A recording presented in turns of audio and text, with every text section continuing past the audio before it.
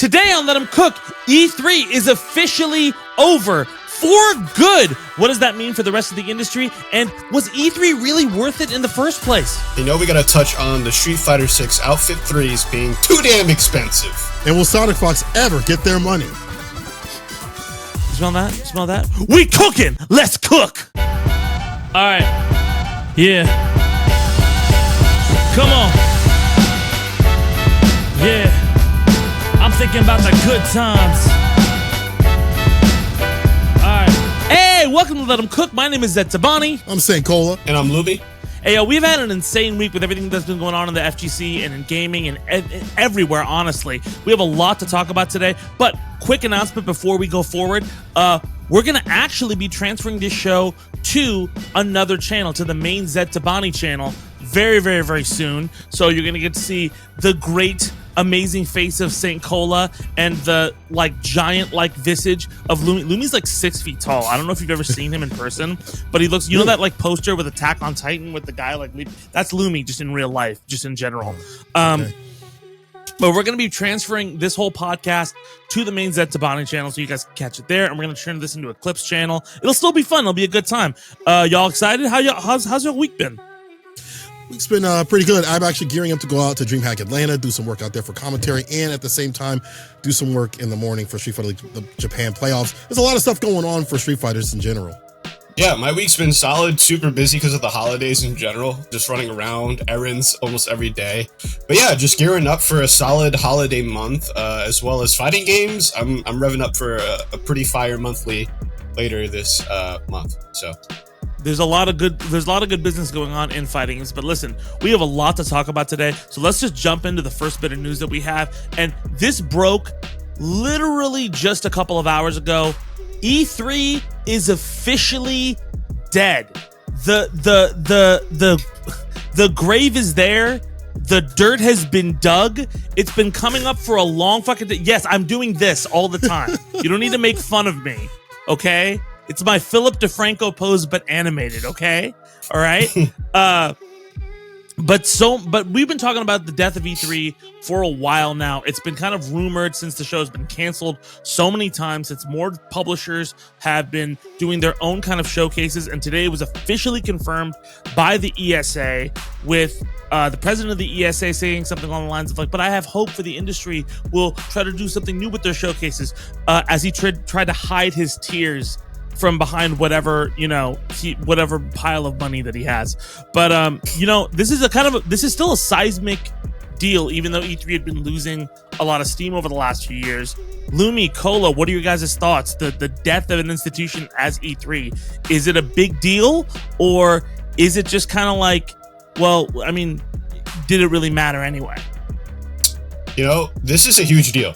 I'm just gonna E3 arguably was a pillar. Now, obviously, the last 5 to 6 years, a bit more so on the decline as studios, companies in general just started to realize, hey, we could just release a trailer online and people are still going to watch it and stuff like that, right? The meaning of E3 kind of changed after a bit. However, I'm going to miss those weekends where I'm literally in my pajamas putting on E3 and it's like a main event in my house with my cousins and stuff like that. It was some good times were had in E3. What do you think, Cola? Dang, there was times where back in the day you'd watch on these crusty ass game trailer video streams and stuff like that, watching the newest announcements, watching the trailers. That was a good time. I agree. There's definitely a good time with that stuff, but it's been long since past. Now that we have all these directs, we have all these companies just dropping their trailers or saying, hey, we have this announcement coming through. And it's kind of sad because I understand why E3 don't need to exist anymore, but I do agree, just having a week where everything is going to drop and it's just going to be game focus related, no Game Award stuff, none of this 30 seconds when we'll cut you off the stage, none of that goofy stuff. It's just directly dedicated to game announcements, and all the memes that would come from it, all the entertainment that would come from it, all the games that would be announced to as well. Even if it was bad or good, at least it got people talking about games for a select week. It's sad to see that go. That's like a part of like history. And how I've never been there. Zed, have you ever went to E3? I feel like you have. I've been to E3 a few times because I live in Los Angeles, and jealous. There's a thing called no, don't be jealous, because there's a thing called Craigslist, and where you would misuse your money to buy somebody else's badge and get into the event. Oh. Yeah. How much? Okay. How much was it? How much was the badge? How much was the badge? Yeah. Like $200, $300. There was a point where I was even after like there was a point where I was working like in the industry, like officially in like with iBuyPower, and I could have gotten in, and then I just didn't apply in time and get a free badge. But like, you know, it is what it is. I feel like when I went to the show, it was definitely cool, right? You got to play games early. There was one year I went to the show where it was like really cool, right? It was like after E3 had been on hiatus for a little bit. They'd done like Nintendo had skipped it one year and then done E for All instead with Smash Brothers Brawl. And then a couple years later they came back. And there was one year I went and I was like, this is actually really, really cool. And I got to play a lot of new games. I got to see a lot of things that I didn't get to see normally. I was really, really excited. Like, I went there during the year where Street Fighter Cross Tekken was. I went there during the year where Spider-Man was first announced, the Sony side of Spider-Man. And I can tell you that, like, as it went on, definitely things started to, like, the cracks started to show. Because, like, in the beginning it was like, oh, there's all these cool games coming out, and I get to see them. And then it became, oh, there's all these cool games coming out. I can see, like, 3 of them. And then it became, I don't know, did I waste my money coming here? Or like, why am I like spending gas to come out here and trying to get parking? And it's cool to be here, but like, I don't know why I'm here. And I think the purpose it serves for like a place for people to network is kind of diminished. The purpose it serves to show games, I mean, we talk about like Nintendo Direct and everything like that. That's kind of diminished. It's sad. But at the same time, but is it kind of their fault? I mean, like we talked about, you mentioned the Game Awards, like Cola. I mean, like that's kind of the what's Cola mentioned, right? Not Lumi, right? Yeah. Like yeah. Like I feel like Jeff Keighley has just become like Eliath from Loki and just taken over the entirety of the game of the sphere, because like everybody is just like, oh, Jeff's doing his thing again with the summer game, like and there are games, and look, like I think it's great what Jeff Keighley does for like trying to move the industry forward, but he does have favorites like Kojima, and it's not like E3 didn't have favorites, but like I think it's a good thing, but at the same time, like I don't know, we have the biggest thing E3 brought us was like a season to look for new game releases, right? For new game content. There was E3, there was TGS, there was GDC. Right, and at each one of those places you would get, or Tokyo Game Show, each one of those places you would get a new trailer or new information on this game. There were linchpins to kind of show off your game and promote your thing in the best way possible in network. And now I think it's still the same. Like that season is still the same, but you know, you have more control over your showcase, right? Sure, yeah. And it's the publishers who are doing the showcases instead of the press conference around the show.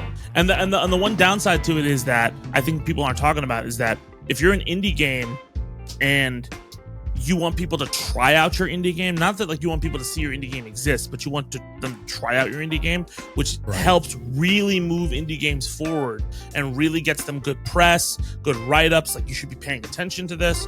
That ecosystem is harder to maintain now that this is gone. I mean, you have PAX and everything like that, but with more publishers moving all of their trade shows in-house, it makes it harder for indie games to stand out and have kind of a pipeline, that same pipeline. Maybe it'll change with Steam, Easy Access, I don't know, early access, but you know, that's something that we should keep an eye on. Definitely. There's one thing I'm not going to miss, and that is the very annoying talk of who do you think won E3 this year? No, the battle. Which conference? Yo, Xbox cleared everybody. Yo, they got the new Halo. Sony ponies. I'll be real, man. Like, listen, like as somebody who grew up during the diehard Sega versus Nintendo years, there was a point where that was really, really competitive, and it made sense. And like watching console wars, like especially now over like the last like few years, is kind of fucking sad, because like I don't know why we're competing for like when like first off most of the games are multi-platform or they're Sony games, right?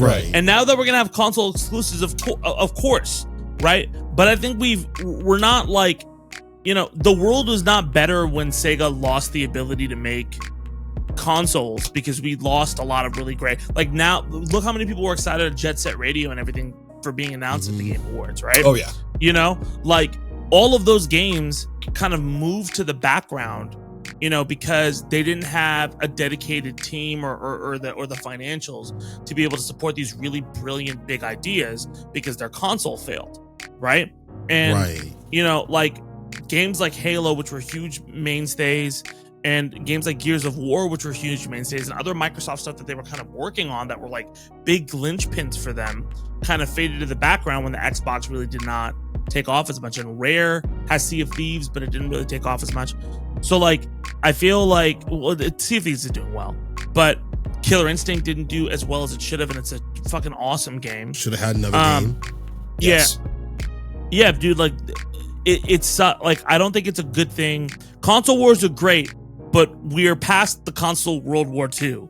Like, I think we're, I think every console war that happens now is like the war in Afghanistan. We have where it just goes now. on too long. Yeah, there's no reason to have this. We're just having this to shore up rich motherfuckers' profits. Like, just enjoy the games that you want to enjoy. Yeah, man. Or you say, every system's gonna get Call of Duty, and that's gonna always do numbers, and everyone's always gonna hate it. And then like next year, it's gonna be the same thing. You know, they'll buy it. Yeah, and they're gonna buy it. And then if you like a PlayStation game, it'll come to PC eventually. It's like not a, you know. I think it's weird to gangbang on consoles. Hey yo. You don't go back to the fighting game portion of this. Wait, no. I don't mean like gangbang. Okay, stop. No, we leave that one in. Stop. No, we'll leave it in. We'll leave it in. But like, gangbang means two different things. Gangbang means like, oh, yo, you banging on the block, and somebody's gonna, you're gonna get shot, or, you know, like casting couch. Like, there's a difference between those two things. There is. Yeah. Shut the fuck, both of you. Okay? Fuck both Why you of say you. fuck 50 for? What did I do? You say fuck me for? No, what do you say fuck me for? What did I do? Both of you were complicit in that. Both of you were complicit. You I don't know what why I you tried explaining it, bro. I just, you should have said anything. Well, I'm just gonna let you like snicker in the background, like two 13-year-olds. And I bet you the comment section will too. I can't wait to see what they say about this one. They're gonna like this one. 15 minutes in right here, he gets wild with it. Listen, when it comes to fighting games though, I do feel like it was nice to have that like push outside, the marketing push outside the genre. Oh, you like to gangbang in fighting games? I mean, depending on the game that you play, like Marvel, I mean, you might get a anyway. There's a whole new meaning to happy birthday. That's crazy. Hey yo, Gene! Oh my god, Gene. This one's for you, Morph. Oh my god. You thought we were gonna be serious on this podcast? You need to go somewhere else. Keep it pushing. You in the wrong neighborhood, okay? Anyway, fighting games though, I feel like it was cool to see them outside, people see that stuff outside. But even then, fighting games weren't really on the main stage for a lot of stuff. Like, we saw Marvel vs. Capcom Infinite on, I believe it was an E3 stage. That's a lie. I'm sorry. I don't it was on an the asshole. Bro, it was. Wasn't it? Was it on the E3? Yeah, but I'm saying, you were saying fighting games weren't a mainstay. I was saying they were. No, Cross Tekken they was were on the main stage at the end, though. Is what I'm saying. At the very end of E3. Oh no, yeah. That's fair. So in the middle, that's but at the end. So at that point, fighting games already figured out how to like market and stuff like that. So like we've already figured out if Tekken brings their shit to PAX, they're gonna get people who have never played fighting games or seen that and be like, oh, that's a cool set. They got cosplayers out there. I'll try it and maybe I'll get into Tekken that way. They don't need E3 because E3 wasn't really supporting them that big in the first place. I think when E3 kind of got fucked was because it lost a lot of the creativity it used to have. Like, there was a lot of creativity in that during that show where it was like, we're gonna try something brand new. And yeah, I'm a little bit of a Sega kid, so I just remember that one E3 where Sega Dreamcast had been doing okay, and then Sega came and just showed 5 games and just took the whole fucking show. Right? They showed like Space Channel 5, Samba de Amigo, Jet Set Radio. Jet Set Radio was the first game to ever have cell shading, so that blew people's minds. Like a couple other games, and it was such a big fucking show for them, and they just stole that shit, and it was such a huge deal. And then they closed shop like a year or 2 years later. But there was still a point in time where like a lot of games were like trying creative ass shit as time went on, and I think like after the esports boom, there was way more of an emphasis on shooters and like how shooters interact with our ecosystem, and then it just became very much so a little bit homogenous to the kind of games that they show. I mean, like the one E3 that I remember that was like really like stand out over the last few years, maybe it was the last one that was there that was important, was like the one with Sekiro. Because when I saw Sekiro and Ghost of Tsushima, I was like, this is fucking amazing. Yeah. And then after that, I honestly do not remember an E3 that I was very jazzed about after that. Because it just felt like there's a lot of creative stuff that goes on in the industry, but there are times where the industry would kind of come up with a new idea, like let's explore this, let's try this. And it just became very commodified after a while. It became much more of a trade show, more than look at all these creative things that are going on in this awesome medium that you haven't tried yet. Yeah. You know? Yeah. And honestly, Summer Game Fest for Jeff Keighley felt like that. Like, I think this year they did a really good job. This year, and Summer Game Fest was actually a lot different. And even the Game Awards, I felt, for all their shortcomings, were really, really cool with the trailers they showed. Because last year I was like, oh, it's another shooter. Oh, it's another night game. Oh, like it's Jeff Keighley's kind of melded together. Games. Yeah, there was definitely more of a variety this year than there was the last couple years, which I think is a good thing. But I think I miss that creative spirit that was there. Not that these games aren't creative, but they're just kind of all in the same vein and aesthetic that they've been for a while, Yeah. That's fair. I mean, I see like 30 sci-fi games back to back. Every trailer's the same. We gotta get to the escape pod! And it's just a bunch of people running. Like, that's like 30% of like the trailers that you see now. CGI, not even like the real time or whatever, no gameplay. Yeah, either. Sometimes it's just pure CGI. It's it's kind of like a criticism as like, I guess, like the state of the video game industry as a whole. But I agree with you, Zed. I miss sort of like that sort of I don't want to say childlike wonder, because I feel like as an adult I can still experience that with like a really good E3. But I miss that. I generally do. I mean, I still feel like, people bitch about Street Fighter 6, which is stupid at this point. I feel like there's reasons to bitch, but like the way it's bitching is a little bit much. But like, I felt childlike wonder from Street Fighter 6. That's why I like it. It makes me feel that kind of like childlike, like, oh my God, I feel like I'm like 13 again, and like and playing like, and I like going to the battle hub still. That's fun. I get that from like, I got that from seeing the Jet Set Radio, I think that there is creativity in this space. I forget what like a good example I think is like when we're talking about like, because you're saying there's a lot of sci-fi games, right? Here's the best example I can give you. Remember when No Man's Sky came out, right? So Hello Games is making a new game, right? And they started off and it looks like, oh, it's going to be No Man's Sky. And then you very quickly realize it's just one planet. And it's the idea of like, how big is a planet and how crazy is it you're just exploring a giant planet? Like, you have like, it's so big. Like, that idea is creative. That's like, what if we try this? Fuck it. You can't do that for every game. But like, people taking swings like that is what I really, really enjoy. And I think a big reason this year was so fun and so great is that the industry did take huge swings.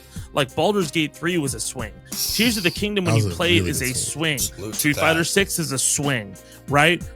Even patches, like fucking Guilty Gear, the patch that they just did is a huge swing. Thank God. You know, fucking what are there's so many games that were released this year. Yakuza actually came out with like a guided, like a side like story. Yeah. With Joryu, my bad. And the way that they made the combat system was like he's like an agent, and so he's got like webbing type stuff that he's like swinging people around. Yeah. It's not a base around like the heat system. It's like it's different than what I played previously, and it's just like having like a little side story that Yakuza has had side stories, but it's like it felt like it was different. It felt like it was fresh. Yeah. They're going to go back to the RPG thing next year. So like I agree, like these big swings are what the industry needs, and can still have that wonderment. But you know, we haven't really had that at like some of these big events, like at E3 and stuff like that. That's why, you know, I can't remember what the last time I cannot remember the last time at an E3 since it's had went on that I was like, man, this was like a really godlike game beside Ghosts, besides Sekiro. Like those are the only two for me. Also, beyond that, I can't remember in the past couple of years besides Xbox, like the dude from Xbox coming up and like, we got a racing game for you, and we got another racing game, and then we've got like this cool TV service, and it's like, bro, what? Don't like that's a bad legacy to leave at the very end. That's like showing the cracks. My final thoughts are like, I do think that it's a little bit of a self-inflicted wound, right? I think that like the things that make these shows, specifically like even like Comic-Cons and all of these big shows where you're trying to show things happening, are creativity and sporadicness and this willingness to like, you feel like there's a reason for this to exist. Like you're making this stuff because you want to show something, you have an idea that you want to present to the world, right? Not that you're just, hey, this is another iterative thing, but even that can be something. Like Alan Wake 2 was iterative, but it's brilliant, right? Because it's so creative. Like something cool. Like, hey, I want to show you something cool. Like that's always a fun thing to bring to the table. I think sometimes we've lost that a little bit in gaming, and I think that like when you see other trade shows that are starting to lose that, like like Comic-Con, like they're criticized for it, right? So I think that whether these shows live or die, or whether everything becomes digital, is the idea that there's this amazing thing happening and it's tangible and you have to touch it, or it's all a crapshoot and you'd rather just stay home because driving out to LA Convention Center is a hassle, and you go into a hassle for like 2 games as opposed to like this great experience that you're gonna have. Right. For sure. Cole, any last thoughts? My last thoughts are that I hope the Game Awards comes back next year with some good announcements. There were some decent ones, but bring me some more. Bring me more, bro. You know what? Personally, I like how they ended with Monster Hunter. That was great. There's a few games on there. I just want more of these gaming things to show more gameplay. Am I wrong in this? I see too much CGI, and that's one thing that's been a holdover for E3. You're telling me you don't like ethereal woman singing like a weird like Enya like ballad, going to like the kingdom is in ruin, and then Final Fantasy. Skinny white boy comes out and tries to fight an evil king who's also like a less skinny white king, but he's just kind of more sinister.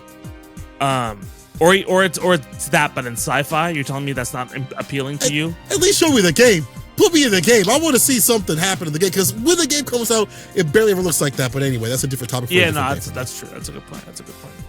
Alrighty. Well, I think that's a good point. Well, how about this, Cola? Why don't you switch us off to our next topic then?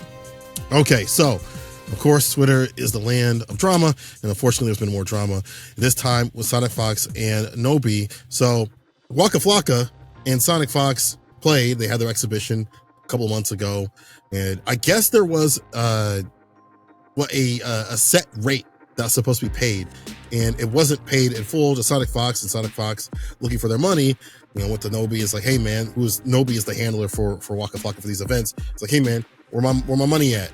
And Nobi's like, hey, you already got paid. So it's been a big back and forth in terms of who's paid what, who's owed what, yada yada. So that's been the big blow up recently, but it speaks to a larger thing in the esports community.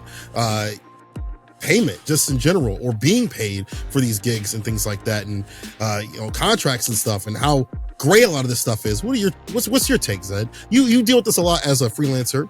You've probably dealt with this in the FGC. I want to hear your thoughts. Oh, I have such a take on this. Oh God. So, really? Do you guys remember 2016 Evo? You've seen battle rapping, haven't you, Cola? You've done battle rap before? All right. Not done, but I don't remember you ever battle rapping. But in battle rap, there was a guy named Soulcon, like a while back. He's this like white, like kind of Jewish dude, and he's really, really smart, really, really funny with his bars. He has a pretty famous battle against this guy named QP, where he shows up. He looks like there's like a handlebar mustache. He looks very like nerdy on purpose, just to try to underplay. But the entire crowd is against QP, and he just demolishes him. So QP was on a crew with Conceited, who was now on Wild 'N Out, and another guy named Jay Fox. And Jay Fox challenged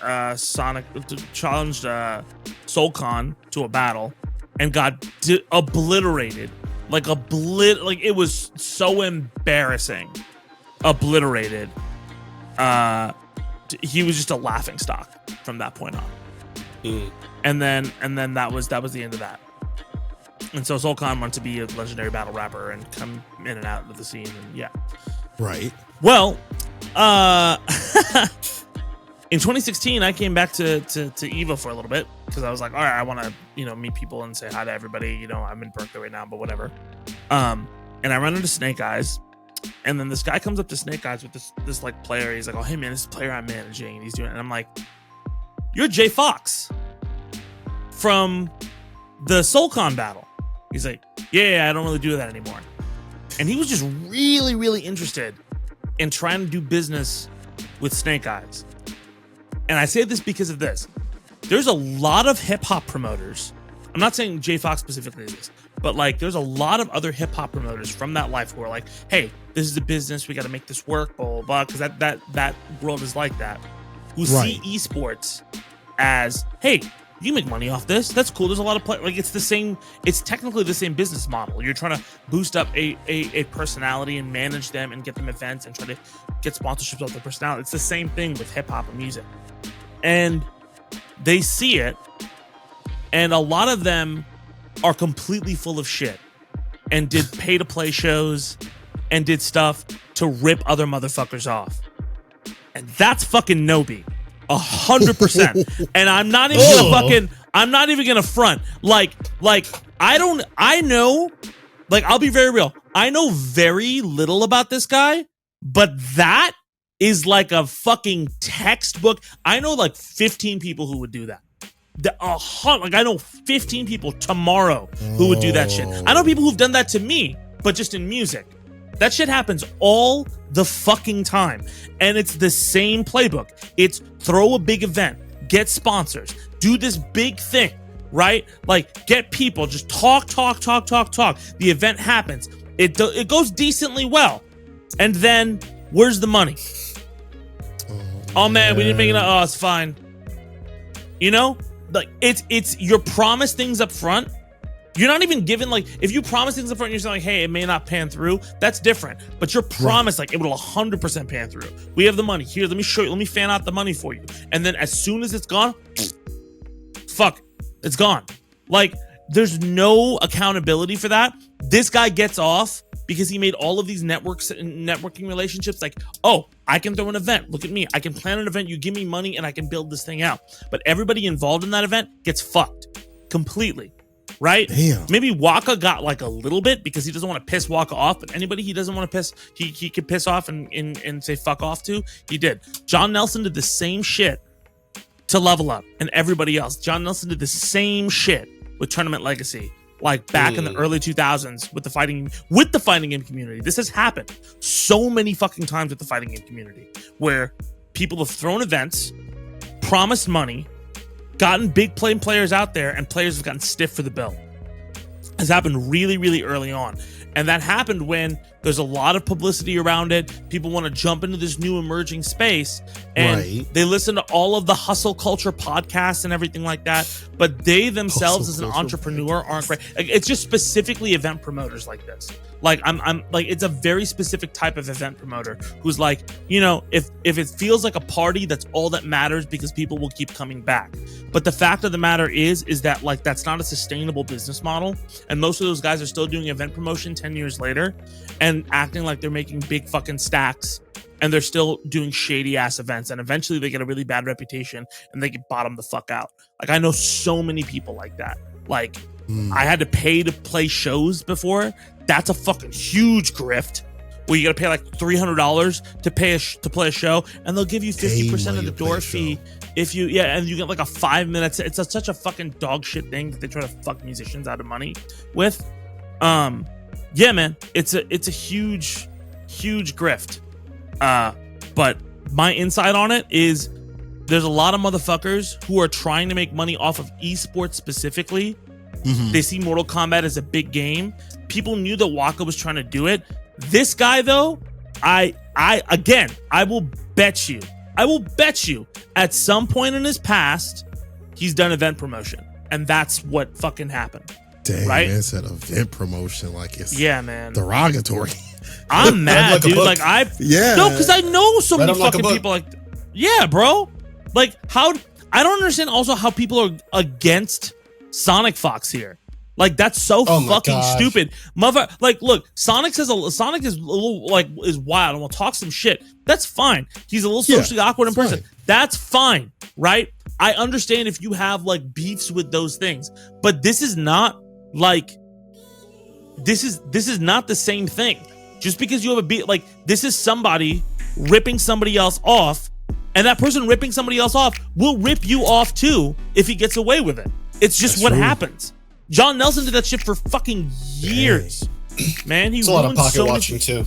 Yeah, dude. It's a lot of pocket watching when it comes to Sonic. Let me tell you, I was hearing some rumor about some 15K like a month, and people being like, Sonic, why are you asking for the full check? I mean, you get paid to play video games. You're so privileged. Like they don't put in the work or the time. Yeah. Or, you know what I'm saying? Like, it's just, I don't understand why you're so against literally a player getting a bag. 15K is literally like a lot of money, right? Like, there was a point where I was making a lot of fucking money for like I Philip DeFranco and at Apple and shit like that. But like, honestly, even with the money you're making, like, the tax on you, like, physically and mentally, like, the tax working like a retail job or a service job, let's not downplay that. That's an enormous tax for what you're doing, right? That's an enormous tax and not enough return for what you're doing in those jobs. Let's not downplay that at all, right? Right. Like, sure, absolutely. It is unfair. You should be paid more, right? The money that Sonic is making for what he's giving out is absolutely because you have to understand that, like, that 15K is also because people are making money off of him, right? And he's not seeing it. That's them being like, so if he's like, oh, just take 5K. Well, these guys make like $30,000 off of your name, and you don't see any of that, right? Yeah, the products and stuff like that. The plus, that's not okay. That's pretty fucked, right? And so if you're doing the work, if all of the work you're doing is benefiting here to raise other people money like that, who are leeching off of you, and whose reputation could also harm yours at risk, then of course you should ask for that. Especially when you're being taxed as much as you are. Especially when you have motherfuckers making hour-long documentaries about you, taking your quotes out of context. We're not going to go into that, but like, all of those things, that's the tax. I'm not saying that like he's working like a blue-collar job in a factory and it's like, oh my god, like the working conditions are horrible. He's obviously playing video games, but it's not like fucking easy, dude. Like, it's not like high level like that. Yeah, it's difficult. It's not the same difficulty. It's not as exhausting or as demoralizing as a service job where like a family pays $1,000 and gives you a penny in tip and says go to school or some shit like that, right? That's fucking horrible. Yeah. That's way worse, right? But it's not nothing. Like, don't treat it like it's nothing in these people, because then all of a sudden that disparity doesn't make any sense. Like, you know what I'm saying? That also sets a precedent, though, right? Because if Sonic can't make their money, then how are other players going to make their money? Not everyone's Sonic. Exactly. Because his bar is raised, that means the bar is raised for everybody else. And I see people saying, well, it might make the esports bubble pop and stuff like that. But like when there's more value in one person at their highest, that brings up everybody else instead of just, oh, well, you know, like we pay them $1,000 on a hot dog or whatever. Also, who the fuck cares what Buddy is making? That is the dumbest shit. Anybody that gives a shit about what somebody else is making, and they're not like a billionaire that is fucking up the world, you pocket watch it for no fucking reason. Corny. You probably tell on people when they are a minute over on their break at your own job. Bro, it doesn't matter. Like, I get it. Like, honestly, for me, if someone's making more money doing absolutely nothing, hey, more power to them. Fuck it. Or nothing, as people want to put it, you know, whatever. But like comparatively, let them fucking make that money. I'd rather people make money like that, or, you know, chill out, have an easy life, than everybody struggle and stuff like that. Like, it's not going to affect you either which way. The 15K that Sonic would have gotten or had gotten or whatever during your lifespan did not affect you at all. And you learn that information, all of a sudden it's the end of the fucking world. Oh, shouldn't be getting paid that much, all that shit like that. Worry about yourself. Worry about your own blessings and such shit like that. Also, on top of all this, you know, even if Sonic was getting paid that 15, whatever needs to be paid from Nobi or whatever event in conjunction with, you know, a commentator, player, competitor needs to be paid. I don't know the full story. I guess they're going to court and we'll find out what happens at the very end. Sonic dropped a ton of receipts. I need to see the receipts from Nobi now. More on his side because I feel like we only saw a little bit. So I need to see more. But whatever it may be, if the money is promised for this, then you give them this. Know that. Don't give them the half or whatever. And I say this as a person who's been freelancing for a while. I've been, you know, there are times where I'm like, damn, man, I don't know if I'm gonna get this money on time. This net 30 looking like net 90, net 100 or whatever. Yeah. And there's still some shit that I haven't got paid for that I have to be careful about how I go about it, because I may not get a job from them if I don't, you know, if I don't approach it in the right way. But why can't people just pay out what they need to pay out? You already had that divvied out when you said you was going to pay that money. And I ain't just talking about Nobi, we're talking about everybody. If you say you won't pay them, I don't think Nobi had a divvy. I think Nobi's full of shit. I don't think he had a divvy out. That's what I'm saying. Like, I don't think like it's not like dude, I'm not trying to be a dick about it, but this guy seems so shady, dude. Like, I don't trust anything he has to say. And again, like, it's just like, I don't think he had the money divvied out. I don't think he had the money ready for what was supposed to happen, right? It seems like it's one of those things where he's like, you know, make the event happen. You know, I'm sure in his mind, like, the other things, these guys are just super delusional. I have a huge prejudice against people like this. Like, I really fucking don't like club promoters who jump into, like, because it's always a bad experience. They don't care about artists. They don't care about the sport. They're like, you got to make money. You got to make money. If they could make money doing MLMs, they do that. Right? Like, they don't fucking care. Yeah, it's the check they make. It's a dog eat dog world, and if you get fucked, it's your fault, you know? And I think that's such a shitty way to go about this. That's a big problem that's been in esports for a little bit, is that mentality. So yeah, and also in terms of like the pocket watching, which you were talking about, Cola, like, I do think that, like, you know, people looking at, like, I think the reason people look at Fox and other people and pocket watch this much is because they have this mindset that it's like, I hate to use the word mindset because all these fucking grifters use it, right? But they have this idea that there is only a success mindset, like that there's like a finite number of things in this space that work, and then everybody else is fighting over scraps. I think that's a really fucking stupid way to think of the space, and it's categorically false. Like, the way this space grows is more people having robust operations that are able to do things, right? If there are 5 more Sonic Foxes, the amount of money that flows through the scene doesn't decrease, it increases, right? Because people have money in the scene they're willing to. I mean, we sold vinyls. The fucking Evo album did well, right? Like, there's a monetization aspect of this that does work. Merch sells in this community. A lot of stuff sells. So I think when you're talking about, you know, like, what things that need to happen, the monetization players do needs to be better. I don't think we have a model that works well where we promote players' stories. Well, I still think that's kind of broken, you know. So we had it a few months ago, but like, sincerely, like with the CPT circuit, we've really lost a lot of that storytelling aspect on a wider scale. Like I think there's stuff we do, but we can do better, you know? And like when that happens, people will do better. But I think that pocket watching is because they think, why am I not making this much? It's not necessarily your fault. Sonicbox has been at this a while and worked really hard and capitalized on the moment that he needed to capitalize. Right. Any player, including Angry Bird, including, Latif, including fucking Punk, all of these people can build on these ideas, these brands and everything, right? But you need to do it in the right way at the right time, and like do it in a way that's sustainable. Sonicbox has done it in a sustainable way, and that's why he catches a lot of flack and everything else like that. But he's sustainable in the way he's operating his business. I mean, just on top of this, the esports ecosystem itself needs to be, at least when these things happen, needs to have some sort of help for the community, or for the players or whatever, or for the commentators or content creators, whatever it may be. There needs to be some sort of help for them, so that when this goes down, there's a third party. I don't know what it needs to be. Obviously, for this, you could probably just go to court and give your evidence and yada yada. But I wish there was another governing aspect, or not governing aspect, or something, some sort of systematic thing to either teach people what to do when this happens, or have them prepared when it does. I don't know.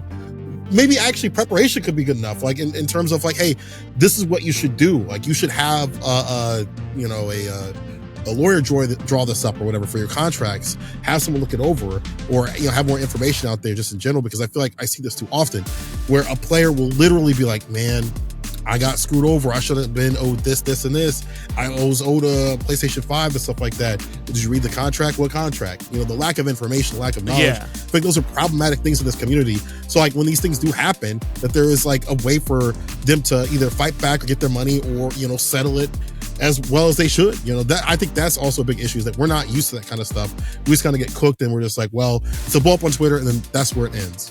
This probably won't be just a blow up on Twitter though.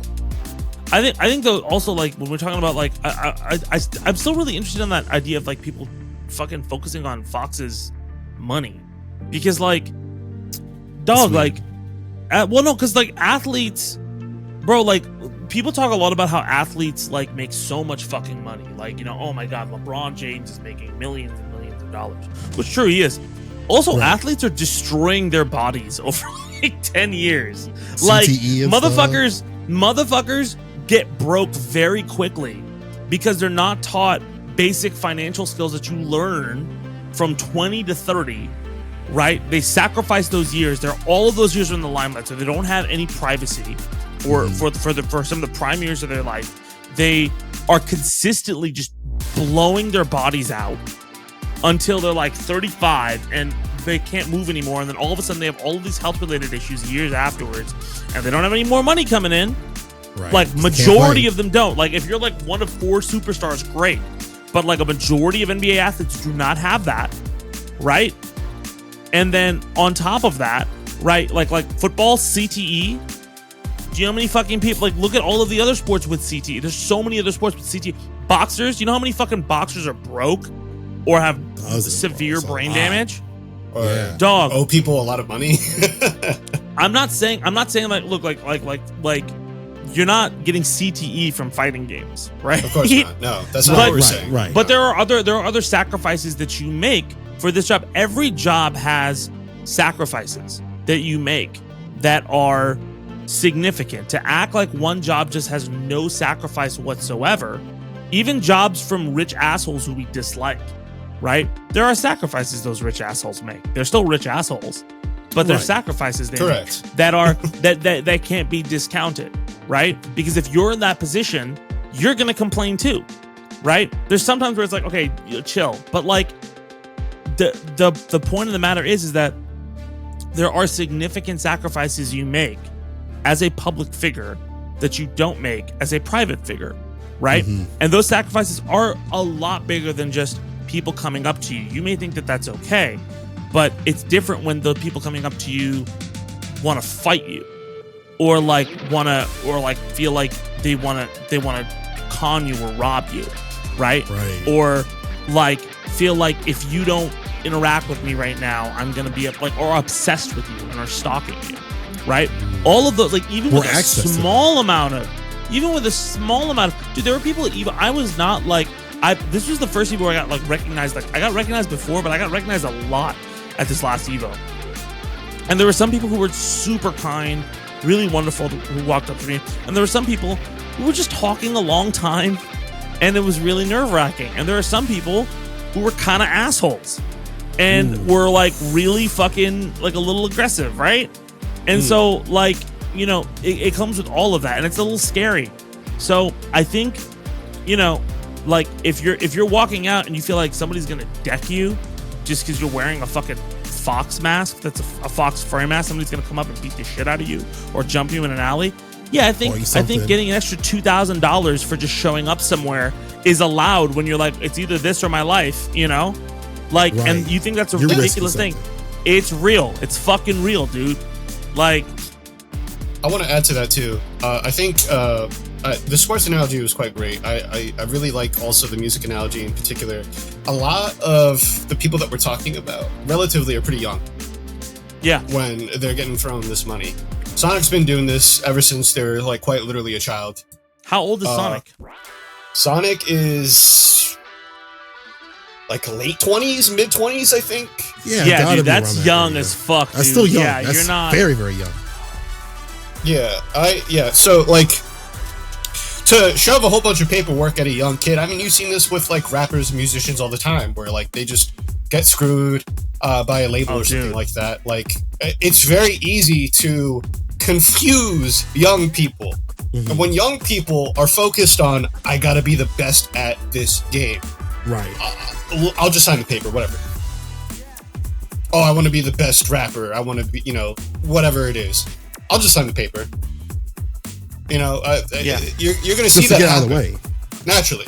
Like, it's just gonna happen. So, like, yeah, I mean, I think we're doing a due diligence with this podcast. You know, bring a little bit of light to this. It'd be interesting to see maybe like, I don't know, some sort of open source like resources or information for stuff like that, because I would be just interested to look at that. I mean, I don't think I'm going to be signed to a team anytime soon, but yeah, that's why leagues have like guidelines and stuff like that. So like the NFL and the NBA and everything like that have guidelines, but the issue with that is like at times those guidelines are, from what I have heard, the NBA guidelines are like really player centric. Like the commissioner for the NBA is like really like I think it's Silver is his name. Is that Adam Silver or something? He's super like central to being like, hey, like, you know, players first. When we fuck up, it's our fuck up, but players first, right? Which is great. But like the NFL is not like that. The NFL is very much so owners first, and like. If you get CTE, we didn't do it, you know, like that's like, that was you on the field. That was you on the field. Know? There's so much, it's so hard. Like WWE was like that, and that absolutely is a sport where people are getting fucking just destroyed and injured and fucking thrown out all day long, right? Like everything hurts. And their healthcare system was horrible for years. CM Punk just came back, but he left because there was a huge medical injury that he fucking had because of WWE stuff. So I think like, you know, like I think a league is a good way to deal with this, but it's not the best way and it's not perfect. And like, if we have a good league for like 5 years, there's a very good chance somebody assholeish can come in and make it a bad league 5 years later. Very true. Yeah. Very true. So we gotta be. I think we're going slow, but we're going slow in the right way. And we just gotta be smarter about it. Yeah, I think that point right there about being smarter overall is most important part to pull from all this. And I hope that, you know, Sonic Fox and Moby, they and everybody that has this issue, they figure it out, and Sonic gets his money paid and everybody just walks away happy. Will that happen? Probably not, because, you know, that's how life usually works. But, you know, one can only hope. Yeah. Absolutely. Yeah. That guy's guilty as fuck. But and I hope Sonic gets the bag for real. Yeah. I really do. I look forward to him. I look forward to him subtweet. Like if he ever sees this, I look forward to him subtweeting. Like, what do these guys know about anything? And I'll be like, all right, bro. all right. Show up in your, you know, like your 2003 Ford, and then let us know. Let us know about how much money you're making. Yo, talking shit. My man is throwing shots upon shots. Fucking hate That's that. crazy. Fuck him, dude. I don't like people like that. You could tell Zed has gone through something like that. Just dude, you can inflection feel of bro. his- Bro, I fucking hate people like that. Like, and also, like, you know, like, It's understandable. No, Yeah. go off, bro. Just Yeah, go. we Yeah. we let you cook. We let Oh, you you cook, did. bro. We let him cook. He cooked them Yeah. up. He cooked them. here's some shrimp scampi for all of you. So, Okay. all right, yeah, Great. and some tea with it. All right, Lumi, you want to throw us to our last little topic here of the show? We have a couple more minutes left. Yeah, absolutely. So, Street Fighter 6. I feel like we're talking about this every podcast. But hey, it's a fire game. We got to talk about it. True. The costumes that came out, Outfit 3 specifically, are too damn expensive. I'm making that statement personally. I think they're too damn expensive. We're going to break down the math for you live here very quickly, just so that you understand as an audience how this works, because the monetization is a little shady. So, one outfit costs 300 fighter coins in Street Fighter 6, right? However, What are fighter coins, Lumi? fighter coins are the in-game currency that you have to buy with real currency. Cool. You cannot earn fighter coins outside of the battle pass. Cool. And the battle pass, they give you enough just to buy the next battle pass. The next so battle there's pass, no you're never going to have a surplus of fighter coins. You're always going to have to pay for it. Cool. Right? Continue what you're saying, yeah. So, overall, you can only buy fight coins in increments of 250 or 610. Remember when I said Outfit 3 costs 300, which means you're gonna have to buy the $10 option, actually the $12 option. 610 coins cost $11.99 USD, at least where I'm from. Obviously, regions are going to change in price, and taxes are not included in this as well. So you have to pay upwards to $13 for 2 costumes.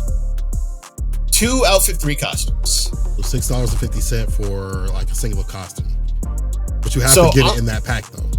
Exactly. So it's supposed to cost $6. So just to recap, it's supposed to cost like $5 to $6. Correct.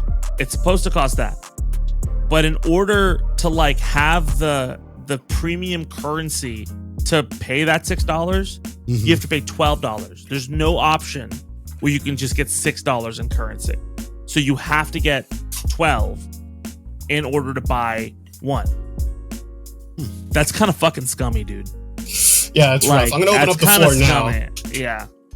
Do we think all right, this is obvious. This is a whole bunch that we can talk about, but do you think as it stands that the costumes are worth that amount? I'm gonna open up the floor. What do y'all think? I think the costumes are worth $6.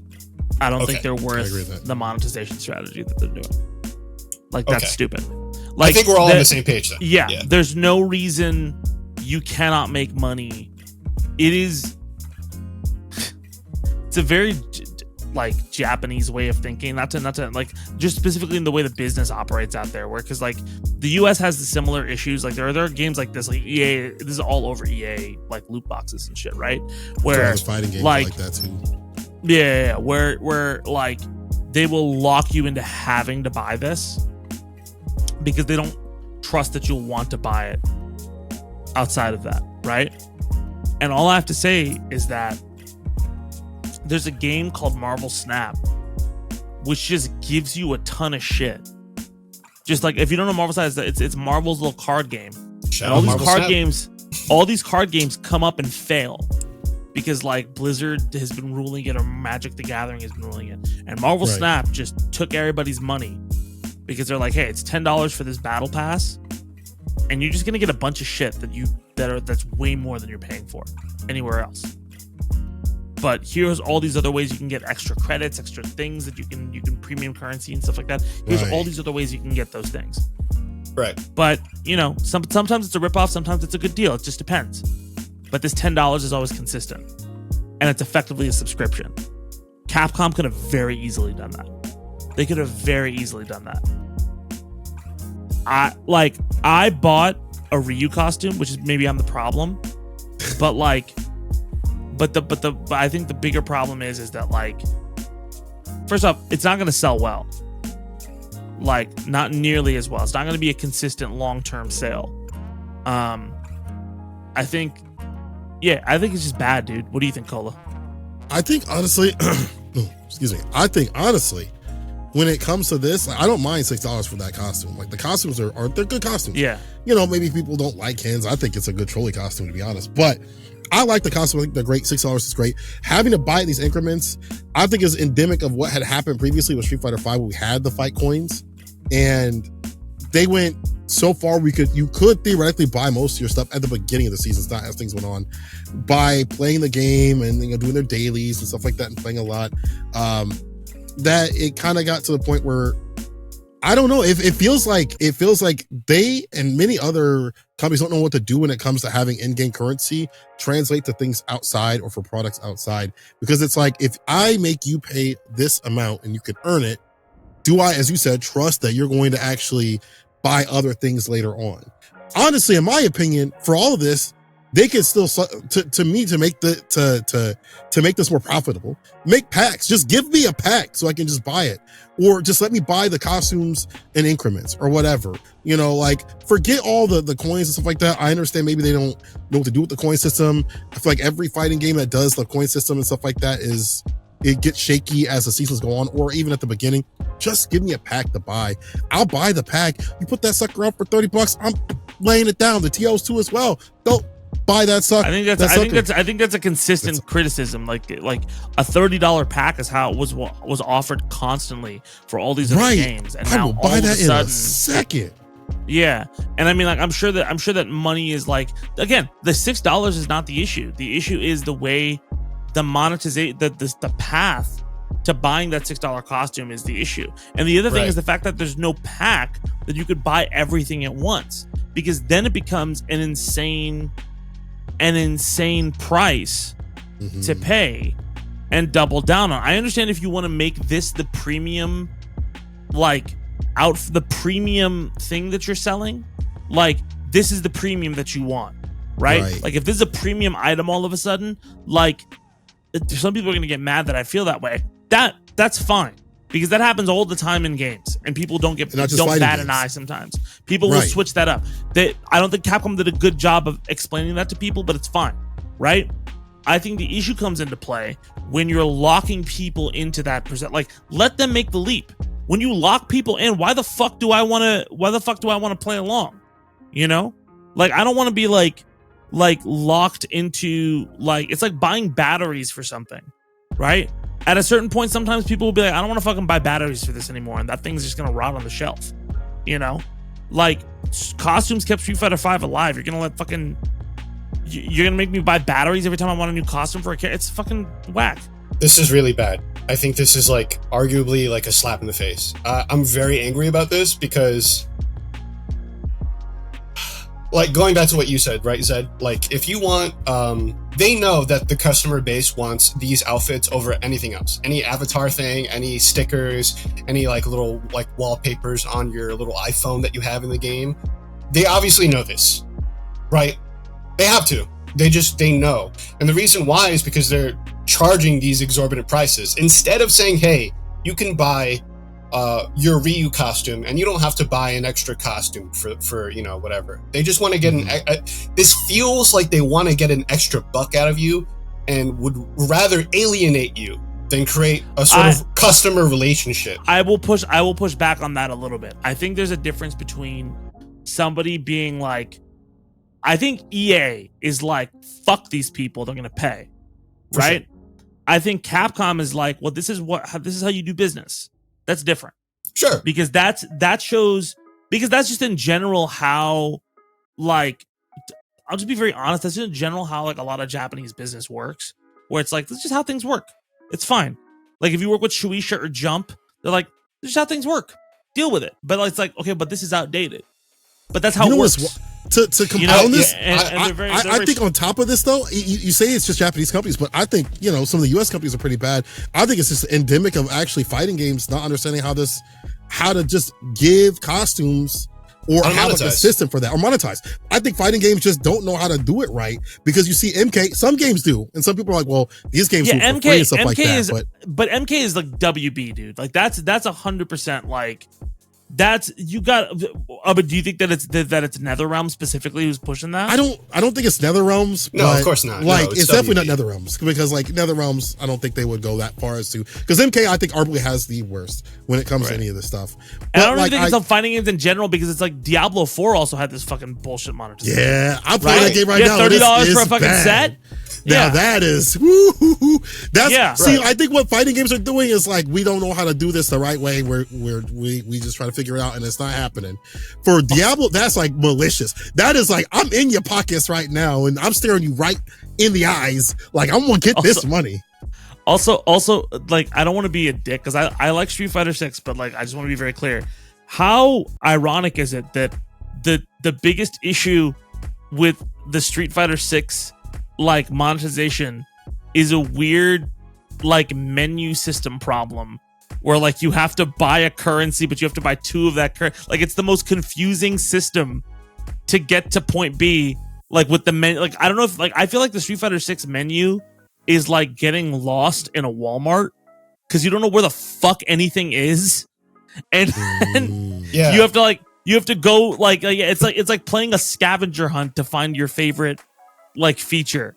You know, gotta find the Zangief costume. Look through these menus to figure it out. It's exactly. Like, oh my god. Because even if you want to buy, by the way, that's the thing in the monetization. If you want to, like for Steam, for example, if you want to buy fighter coins in Steam, you can't go to the Steam page where you would normally buy fighter coins. You have to go to a specific menu, specifically where the Capcom thing is, to buy more than the set amount of fighter coins that you get. You know, correct.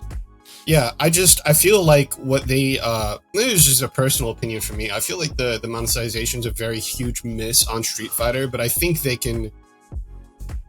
I think what you had it perfect. I think they need to do a Marvel Snap. I think they need to generate value through a rewarding system like the Battle Pass.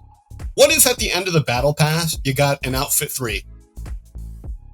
And it doesn't even have to be of your choice. It could just be like, hey, here's this Chun-Li outfit 3. You guys get it if you get level 50 premium. By the way, you have to pay for the pass, and then that creates sort of it's just creating sort of that relationship with the customers that I feel like they're alienating completely. They're just like, well, you know what? We'll take an extra $6 out of you, even if you just want one costume. You got to pay an extra $6. So you just want more value in general. I mean, I agree with that. Yes, absolutely. Like more value. I think if you are doing this, more value would be fine off the battle passes. Like other avatars, I'm sure that they get a lot from the avatar stuff, because they continuously push that stuff. So I'm assuming that's where some of their stuff or their attention is going to, because the casual component, they're really into that. But like, make it more, like do more with the avatar stuff the battle pass stuff, where it's like, I have these items and I give you an extra one if you engage in it more, or if you buy more. It could be like a randomly selected one, a color, costume. If you have it, you have it. Hey, big whoop, but hey, it would have been free if you didn't. So like, you know, you're engaging more with the community with something that would have costed more money. You know what I'm saying? Like, I agree with that. I see what you're going for. I think also in terms of like what's there, right? Like, it's not hard for like I think that's a good idea, like to put the costume at the end of a battle pass. I think the battle passes on the fighter passes themselves, you do get some cool shit, man. Like, I'm not gonna act like you don't. Like, you do get cool stuff. I do think that it's worth like $5 for that. That's fine. But I'm willing to pay 10 if I get a fucking costume at the end of it. Yeah, like, if the rewards are just better. Yeah. Yeah, I will gladly pay a little extra if the rewards. But or like drive tickets. If you're getting more drive tickets and shit like that, which is the other. By the way, if you don't know, Street Fighter 6 has 2 currencies: drive tickets and fighter coins. Because fuck it, figure it out yourself. But like I feel like if you could buy with drive tickets, because that's what it was for a while now. By the way, in Street Fighter 5, they did remove that option after a while. I felt like certain costumes you could not get without just outright paying for them after a while. Yeah, like early on, like, towards the end, there was no way to get what you wanted. Yeah, and I think that's not like a great. I think when you just outright lock people into that, they get a little bit more. Because the thing is, listen, like, your game needs to have long-term success. And the games that we've seen that have long-term success like that are games where you are opening up that risk. Like, people can play for free forever. But the thing is, when you don't have to worry about this game being taken away from you, then you're more willing to buy more things to supplement it, right? Like, if Street Fighter 6 was free to play, and like you got to pick like 4 characters, and all the costumes are $6, I wouldn't have a problem with that. Like, that's fucking fine. Because like, then okay, well, if you want to buy the full pack of Street Fighter 6 at $60, cool. That's a like, that makes sense. Right. Like, where you're piecemealing it together, right? The second it becomes an issue is when you're locking, like, again, like it's 2023. No more console wars. Stop locking stuff behind that wall, because there's so many examples of it working the other way, and it being it's everything this game needs to just be to explode, you know? Give me the packs. Give me the packs, Capcom. I'll buy them. Please, even if you just want to start with that, give me the packs. I will buy. I swear to God, I have my credit card just ready. There we go. $30. You got it. Boom, boom, boom. I might even go to my next the TL or whatever and buy it for their station too as well. So, honestly, if they could just at minimum give us the packs at max, figure out a better system where we don't have to pay multiple for just one costume, and give us some more value out of the fight packs that we have.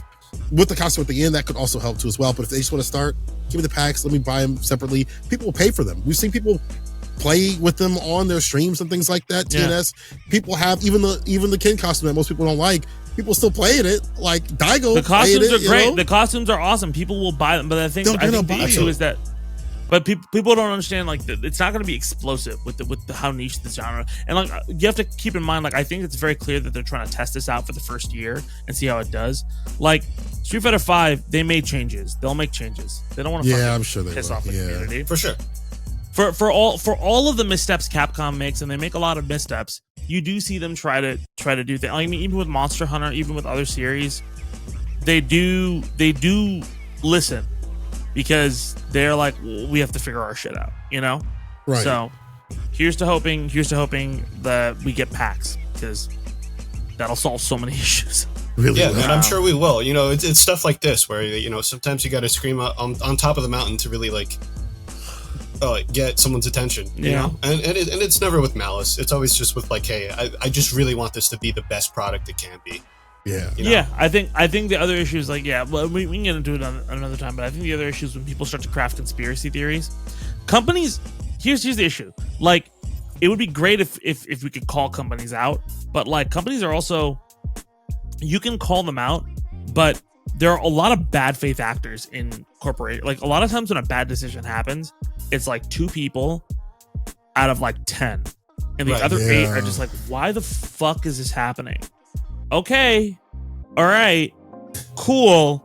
And then it happens, and then all 10 get blamed, and then the 2 use that to be like, see, all right, we're gonna double down, as opposed to the 8 being like, this was a bad idea.